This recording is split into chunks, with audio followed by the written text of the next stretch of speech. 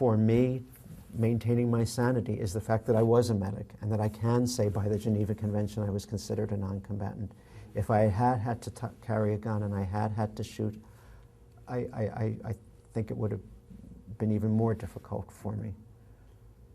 How have you dealt with what you've seen, what you've experienced?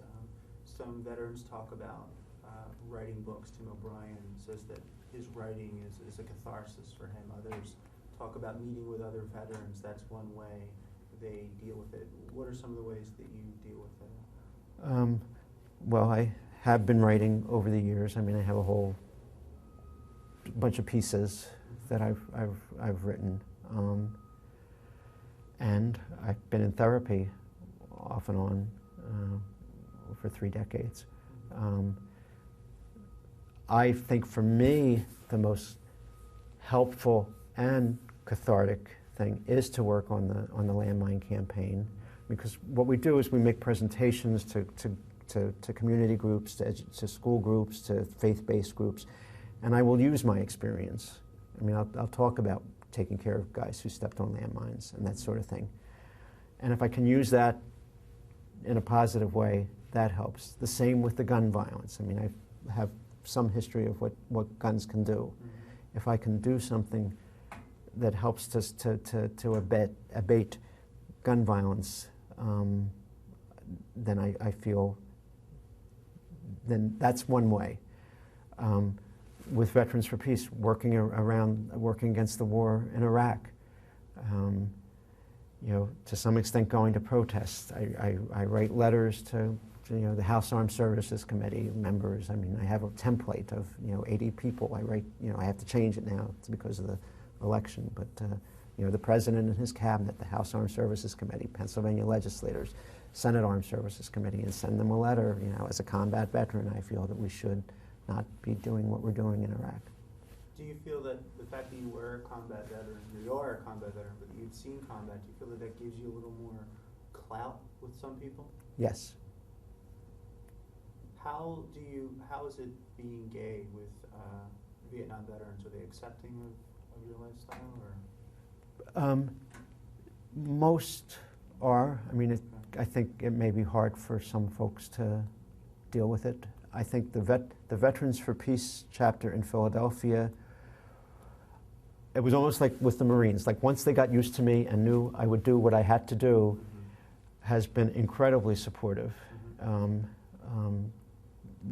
A couple years ago, the group had a sort of gay vets night. There's a one-man show called Another American Asking and Telling, and that was put on through the auspices of the Philadelphia Veterans for Peace. And there was a panel discussion.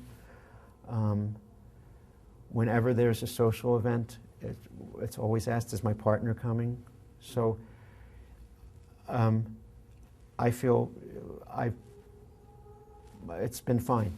I think they've been very supportive.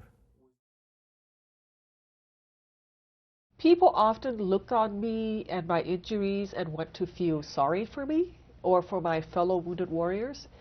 And I don't want people to feel, I don't think it's pity, but I don't want people to feel bad for me. I'm happy with where I am. I'm proud of my service. If my legs grew back and I was told that I needed to go back to Iraq, I would go. And if I needed to get blown up again in service for my country, I'll go get blown up again.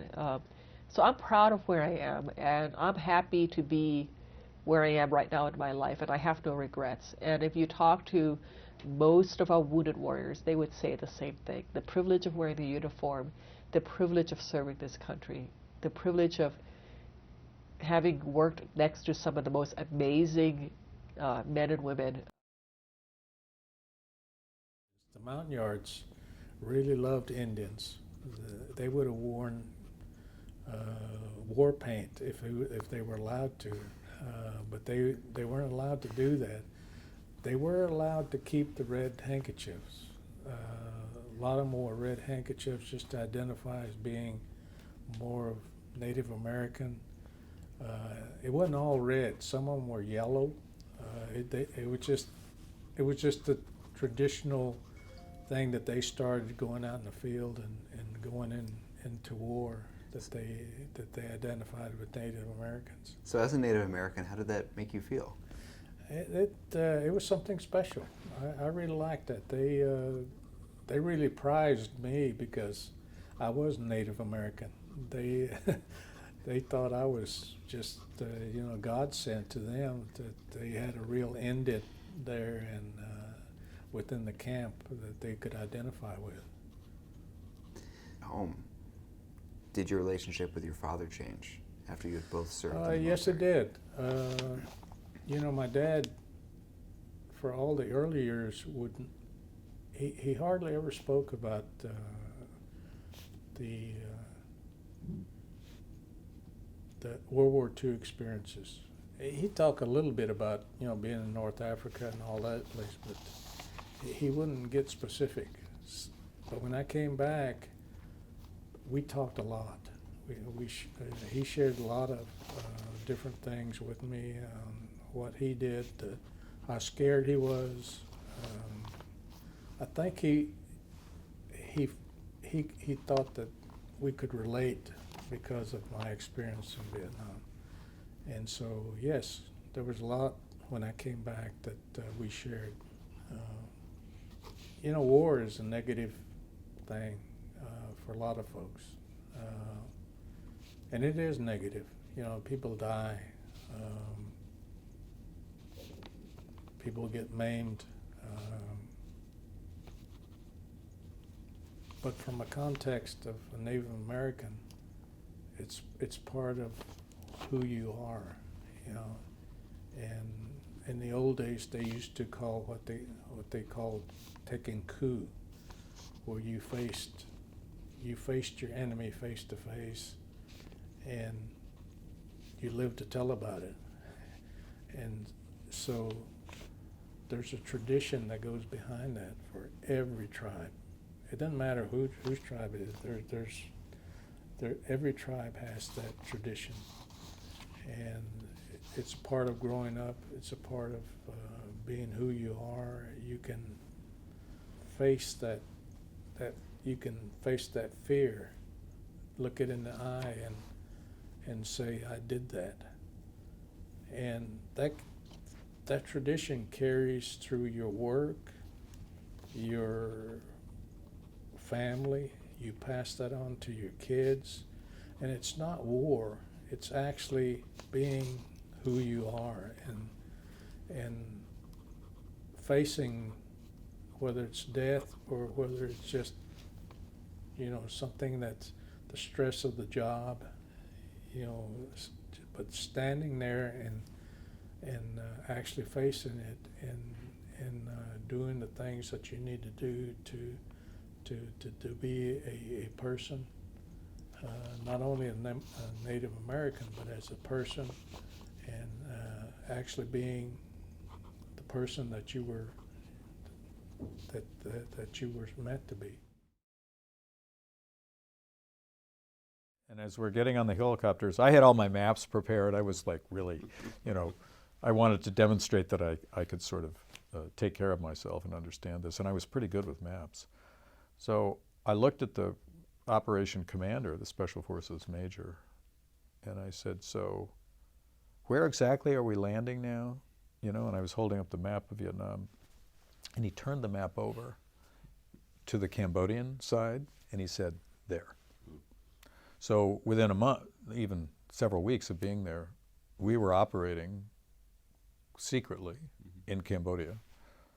We did go to this weapons cache. We found a great cache. There was not contact in that operation, but that was the first sort of realization that all was not what it seemed, or at least what you read in the newspapers, and that we were operating in Cambodia, even at that time. And there was another one, much tougher on me, but when I was in Chao Duc, I was on an operation in a part of the province where the VC were very active, and we were in this little tiny hamlet in this mountainous region of the Delta, which was very unusual, and we were getting ready to sort of bed down for the night, and there was a mortar attack, and there was a bunch of civilian casualties, and there was this one young girl who was very badly hurt, and we knew we had to get her to medical care. The only way to do that was to go back to the district capital, which was this very dangerous drive in the dark to the district capital, where she could be treated at a local hospital or air evacuated. And we rode back. I was late at night, and we went back through this pretty bad territory. And I think there were so many people that were wounded in the Jeep that I was in that I had to sit on the hood of the Jeep. Mm.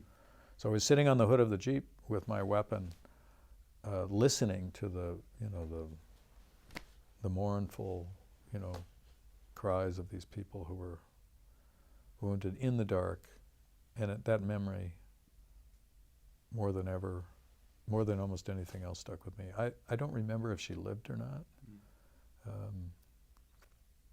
That was pretty tough. Yeah.